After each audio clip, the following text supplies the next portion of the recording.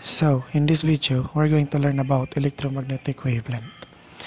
So, sa kaninga problem, a simple DIY radio transmitter was tested. It's made of simple LC circuit configuration that consists of 3 microfarad and 5 microfarad and microhenry.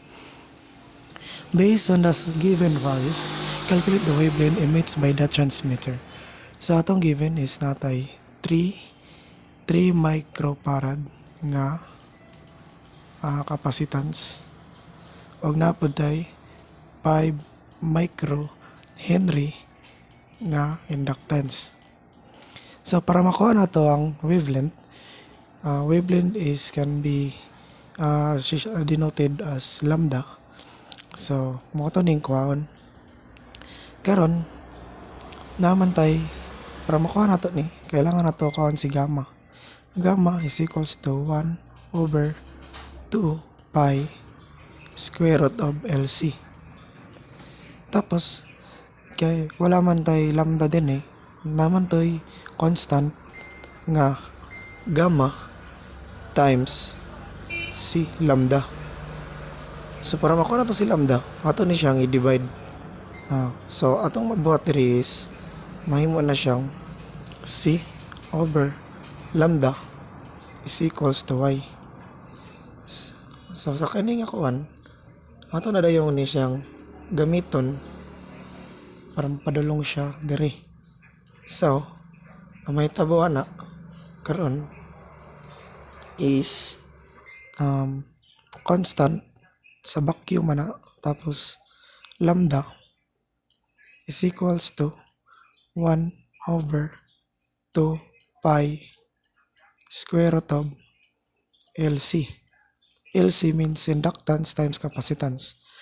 So, atong given nga constant is 3 times 10 raised to 8 all over lambda is equals to 1 over 2 pi square root of pila mo na tong L na to. Ito na lang layog color ang pen kay para mukan. Ang atong inductance is 5 microhenry. So, 5 times 10 raised to negative 6. So, muna no? Ito na lang lang ipula ang sa capacitance. Which is, times na po na to na siya sa atong capacitance nga 3 microfarad. So, 3 times 10 raised to negative 6. Para makuha na to ang iyang result, ato ni siyang i-shift solve. So, mag-input na nimo ni siya sa calculator. Shift solve, kani mapulan nimo na siya x dito sa calculator. So, ang answer na is 73,000.40 meters. So, mo na yung wavelength nga na-emit sa transmitter. Or, pwede na ito rewrite as 7.33.004 times 10 raised to negative 6 meter. So, huwag ini ang atong final answer. Nakuha na nato si wavelength.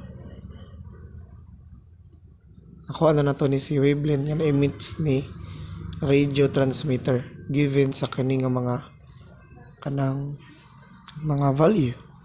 So, pag-calculate ang wavelength